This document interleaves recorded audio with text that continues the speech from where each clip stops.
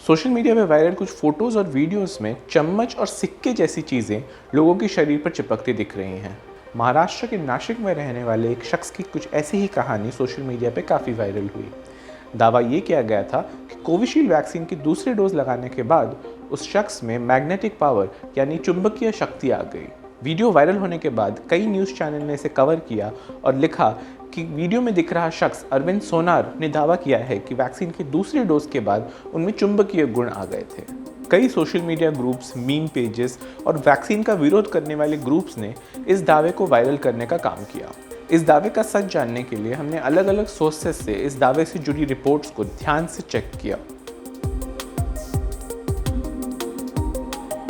हमने उस सोनार परिवार से संपर्क किया जिनको लेके ये दावा किया जा रहा है। उन्होंने क्विंट से बातचीत में ये कहा कि उन्होंने तो कभी ऐसा दावा किया ही नहीं था कि वैक्सीन की वजह से अरविंद सोनार में मैग्नेटिक पावर डेवलप हो गई थी। कुछ लोगों ने, मीडिया वालों ने कुछ उसका गलत फ़ायदा लेके उनका टीआरपी बढ़ाने के लिए उन्होंने ये ऐसा गलत उसमें प्रिंट करके या बात करके उन्होंने ऐसा जॉइंट करके लगा दिया है।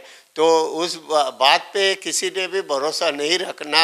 अन्य सदस्यों को घर में ऐसा कुछ भी नहीं हो रहा और ये सिर्फ पापा के बारे में ही हुआ, लेकिन ये इससे वैक्सीन से कोई इसका मतलब नहीं है, क्योंकि अगर वैक्सीन से होता तो पापा के पूरे बदन में वैक्सीन है तो उनके पाँव में चिपकता या फिर किसी अन्य जगह पे चिपकता, लेकिन ये चीज़ सिर्फ पापा के ऊपर के शरीर में हो रही है और मम्मी को ऐसे कुछ भी नहीं हुआ। तो इसका मतलब यही है कि वैक्सीन बिल्कुल सेफ है।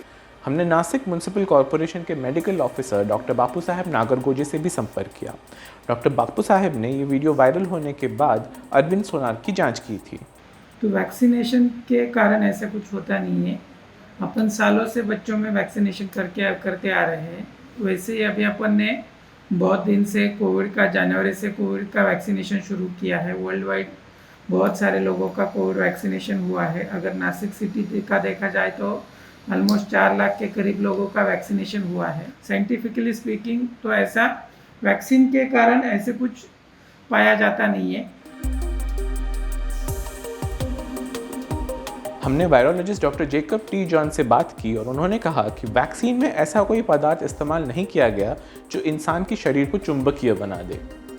हालांकि डॉक्टर जॉन ने कहा कि अगर वीडियो में दिख रही चीज़ सच है तो इसकी जांच एक फिजिसिस्ट से करानी चाहिए। इम्यूनोलॉजिस्ट डॉक्टर सत्यजीत रथ ने भी डॉक्टर जॉन से सहमति जताते हुए कहा, नहीं, जहाँ तक मुझे पता है किसी भी कोविड-19 या किसी अन्य वैक्सीन में ऐसा कोई इंग्रेडिएंट नहीं है जो मैग्नेटिक हो सकता है, और ना ही मुझे लगता है कि कोई भी वैक्सीन, चाहे वो कोविड वैक्सीन हो या फिर कोई और वैक्सीन, किसी में भी मैग्नेटिक पावर विकसित करने की वजह बन सकती है। कोविशील्ड वैक्सीन के फैक्ट शीट के अनुसार इसमें कोई भी धातु वाले पदार्थ का इस्तेमाल नहीं किया गया है। हमने Homi Bhabha centre for science education के डॉक्टर अनिकेत सूले से बात की ताकि ये समझ सकें कि क्या ऐसा हो सकता है। First and foremost, you should know that no food intake or no injection can make somebody suddenly turn magnetic. There is no scientific process which can have such kind of phenomenon. Next, you should also observe that this gentleman is using spoons or utensils or coins which are all made of stainless steel. Stainless steel itself is not magnetic. You can take a real magnet close to 1 rupee or 2 rupee coin and see if it gets attracted to magnet. ये समझाते हुए कि ऐसा कैसा हो सकता है, निकेत सूर्य ने कहा, The answer is simple. If you take any stainless steel object and press it against skin, it will stick to our skin if either of the surfaces are a bit moist. So if you're sweating or if you have washed those utensils and they are not properly dried, then they will easily stick. चुंबकीय गुण होने वाले लोगों से जुड़े इस तरह के दावे पहले भी चर्चा में रहे हैं। सर्बिया के 7 साल के एक लड़के ने साल 2011 में मैग्नेटिक पावर होने का दावा किया था। साल 2016 में नई दिल्ली के एक आदमी ने भी इसी तरह का दावा किया था, जिसको नेशनल मीडिया ने कवर भी किया था। जहां देश कोविड के दूसरे लहर से उभर रहा है, वहीं कई राज्यों ने इसकी तीसरी लहर के लिए कमर कस ली है। दूसरे लहर में हमें जितना नुकसान सहना पड़ा, तीसरी लहर में हमें उतना ना सहना पड़े, इसके लिए ज़रूरी है कि हम जल्द से जल्द वैक्सीन लगवाएं। ऐसी गलत जानकारी और वैक्सीन के खिलाफ दुष्प्रचार से लोगों में भ्रम पैदा हो सकता है, जिससे वैक्सीन प्रोग्राम प्रभावित होगा।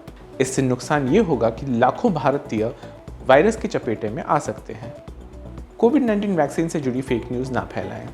अगर आपको ऐसी कोई जानकारी मिलती है जो आपको थोड़ी अटपटी लगती है या जिसके सच होने पर आपको शक हो रहा हो, तो उसे हमें व्हाट्सएप पर 9643651818 या मेल आईडी webkoof@thequint.com पर भेजें।